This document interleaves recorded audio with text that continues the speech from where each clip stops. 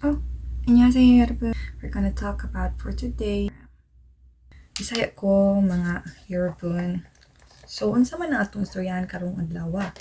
What will we talk for today? Ano ang ating pag-uusapan for today? So, 안녕하세요 여러분. So, nagbago po ang aking name sa isang app. So, Davao Wenya in Korea na po ako. And what we're gonna talk about for today is culture shock. Ano yung mga culture shock na experience ko here in Korea. So, ang iba sa inyo ay po pwede sigurong maka-relate sa akin, or ang iba siguro is hindi maka-relate kasi hindi nila na-experience. But yung mga isi-share ko sa inyo is yung mga na-experience ko ha. Disclaimer lang. So, yung first na na-experience ko is it's about Korean time. So, kung sabihin mong Korean time, talagang intact sila. Kung sabihin mong magkikita kayo by 8 o'clock, 8 o'clock sharp, or before 8 o'clock, like 30 or 15 minutes before 8 o'clock. 30 minutes before 8 o'clock is much more better. Minsan nga 1 hour before 8 o'clock, mag-ready ka na. So that you will marunong ka mag-estimate ng travel time mo. Hindi naman natin alam, di ba? If talagang makukuha mo yan, lalo na if wala kang kotse, or kahit may kotse ka, pwede ka ma-traffic. So, number 2.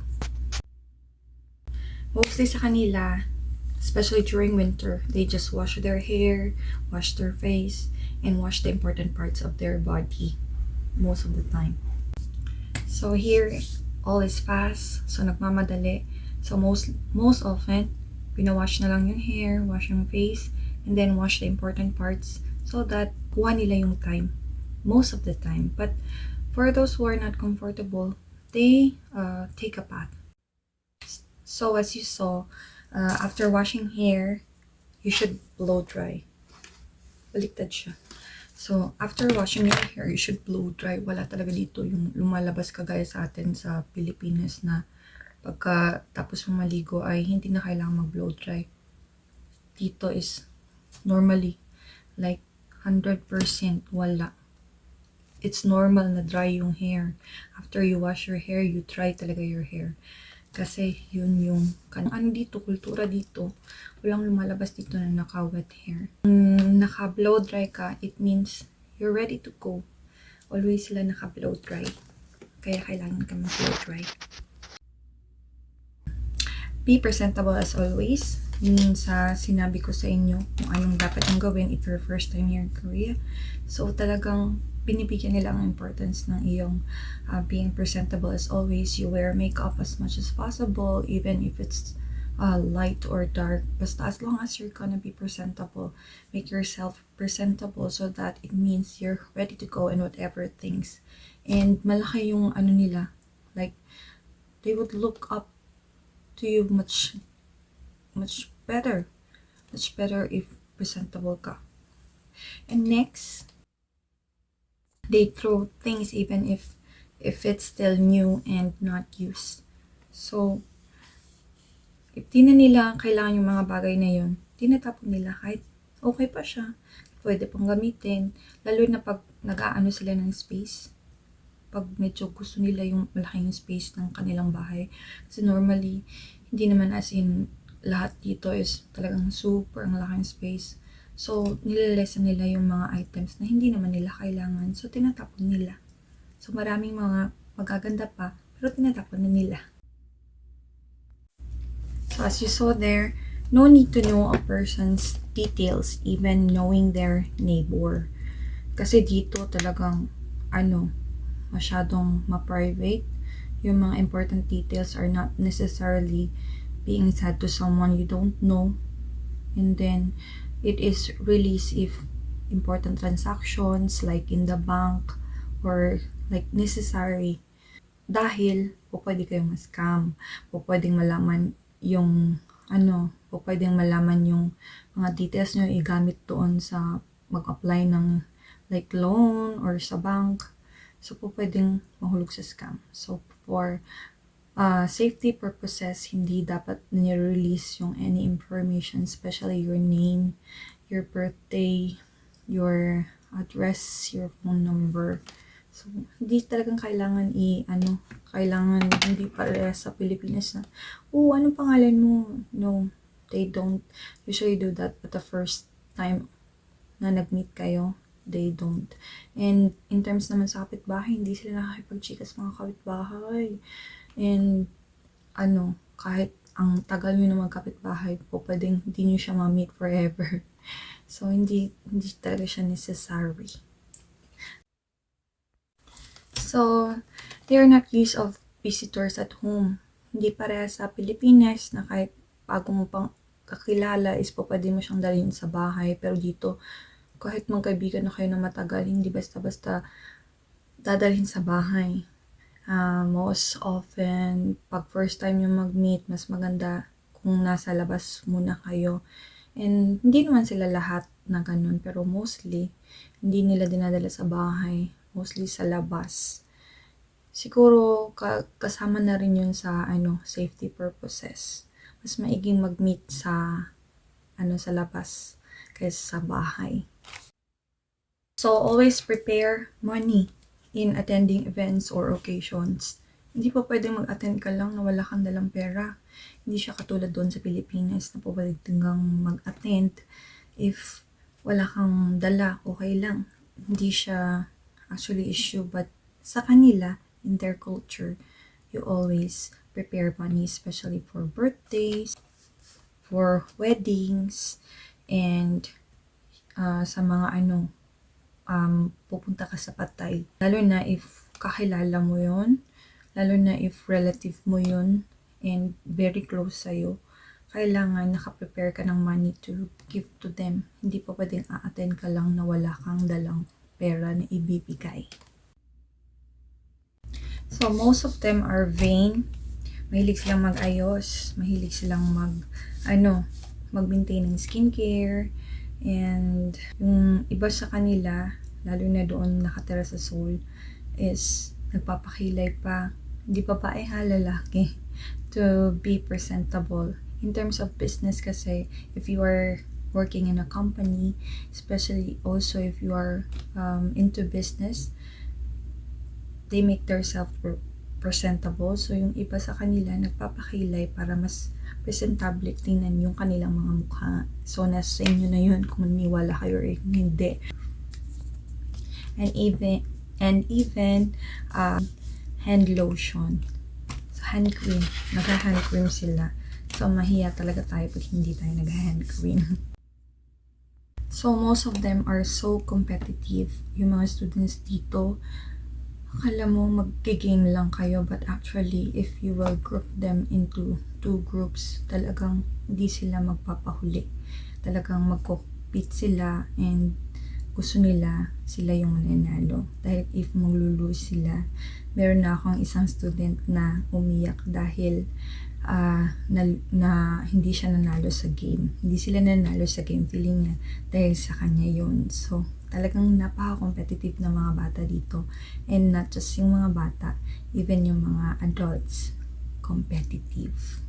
Kaya, with pressure yung iba, lalo na in terms of mga attainments, mga sa school, yung pag-e-excel ng kanilang mga anak. So, you will feel pressure. So, nasa sa inyo na yun how you will handle it, especially if you're a parent here in Korea.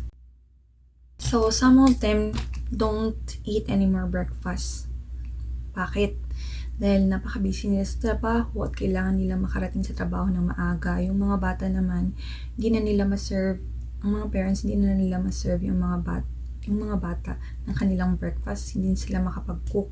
And anyway, doon naman sa school, meron namang breakfast na binibigay para sa mga bata before they will start the class. But I don't know exactly with the elementary, middle school, or the high school. But sa kasi, daycare center, may binibigay sila na like breakfast soup sa mga bata.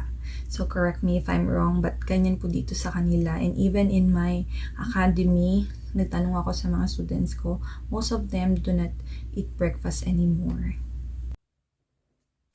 So, they look up high to those who can speak English well. So, kung hindi mo kaya mag-Korean, i-English mo i-English mo sila para hindi ka nila ignore. And they will respect you. At natatakot sila makipag-usap sa'yo if you are using English as a communication. Lalo na pag may tumatawag sa'yo and you don't know that number, or even like yung mga telemarketing calls, if they will start telling you or speaking to you their native language is Korean, then you will reply to them in English, then they would stop the call. Ganun po yung ginagawa ko. So, you may also apply that one. And in terms naman sa motherhood, yung ibang mga moms, medyo pag hindi ka masyado marunong mag-Korean, why not make it easier for you? You speak English. Talagang respetuhin ka nila at kasi hindi ka nila mamaliitin because you're good in English. Yung iba sa kanilang mga anak, sinistend pa nila sa academy just to know how to speak English. But you yourself, you know how to speak English well, then apply it and you'll be respected. They don't like taking pictures. So most of them are so private, and especially if you don't know that person and you take a video or a picture of that person and that person is so sensitive, they can file you a case in court and pwede kayong makulong. So kailangan they should give you a permission that they be a part of the picture or they'll be a part of the video.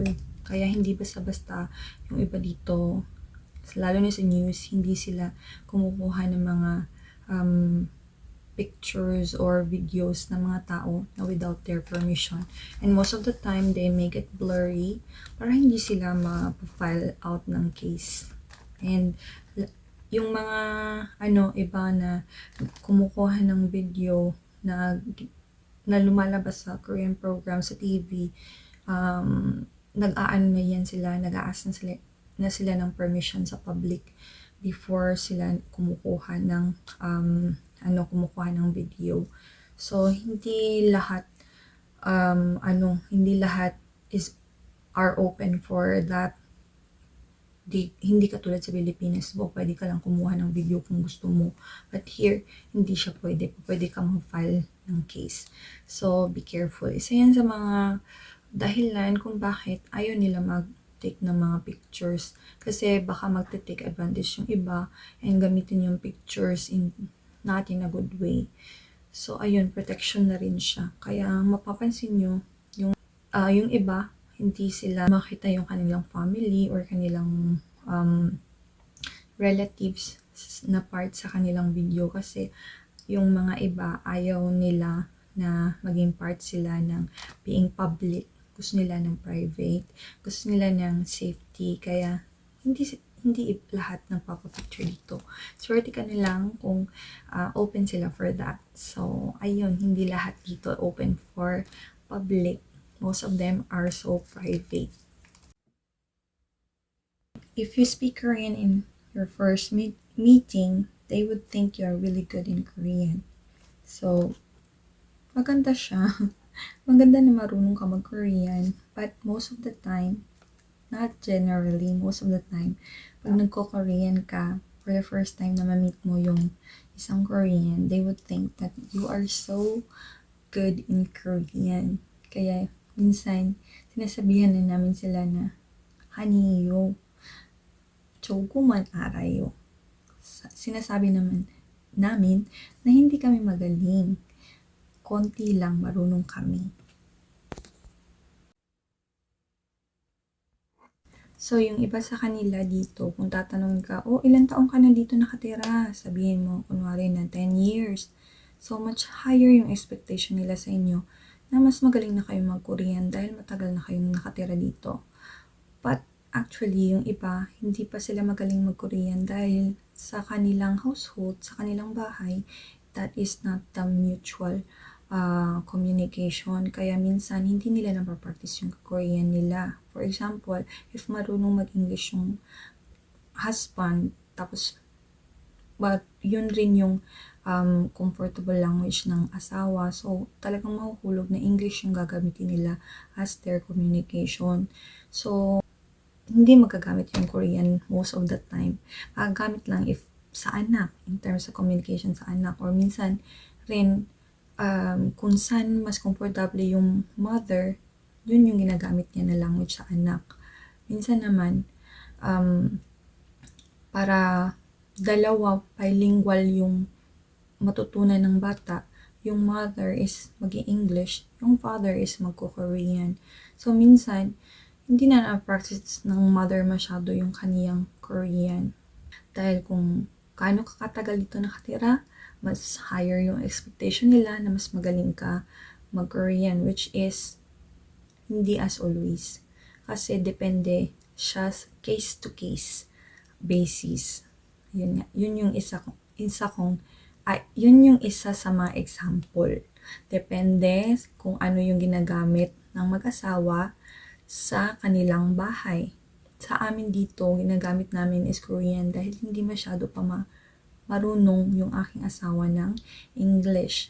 Trinay namin na ako yung mag-English, tapos yung asawa ko ay magko-Korean, but they are more advising me na mas unahin ko yung Korean kasi dahil nakatira kami sa Korean at mas ma-practice ko yung Korean ko at saka yung mga anak ko rin ma-practice rin nila yung Korean, but I actually sometimes use English with them so that they'll be familiar with the words kasi nagko-continue day by day ko silang ina-apply.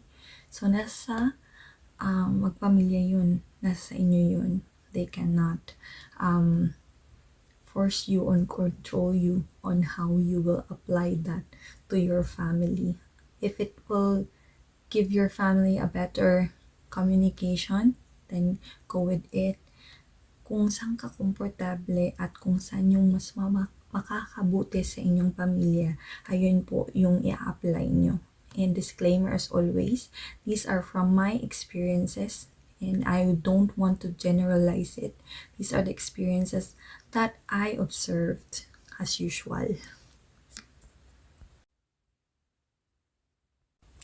So, this is based aking pinagtatrabahuan, no? This is not naman in general kasi baka sensitive for other parents. Di ko siya generalize. So, some parents are not aware of their kids' behavior. Most of the parents here work together for financial stability and para makover nila lahat ng kanilang expenses and para may extra pa for emergency funds or para sa mga gusto nilang gawin. So, nagtatrabaho ang mag-asawa. So, most of the time, wala na silang oras sa kanilang mga anak. Kaya hindi sila aware na may ganito palang behavior yung kanilang anak.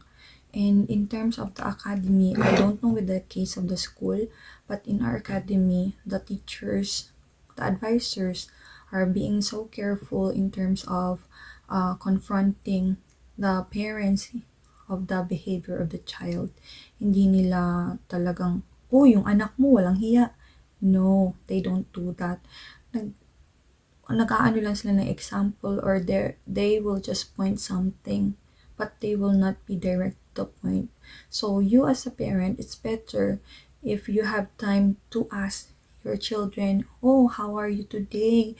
Kumusta ka? May problema ba or wala?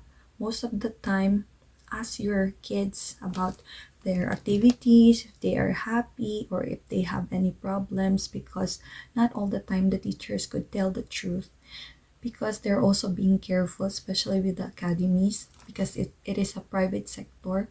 So, baka mawalan sila ng mga estudyante if medyo i-describe nila yung yung kanilang mga student na ganito sa kanilang parents kasi there are some parents that are so sensitive and they don't like to hear any bad things about their child. That's why the teachers are also being careful to discuss things that might affect the relationship of the parents and the teacher.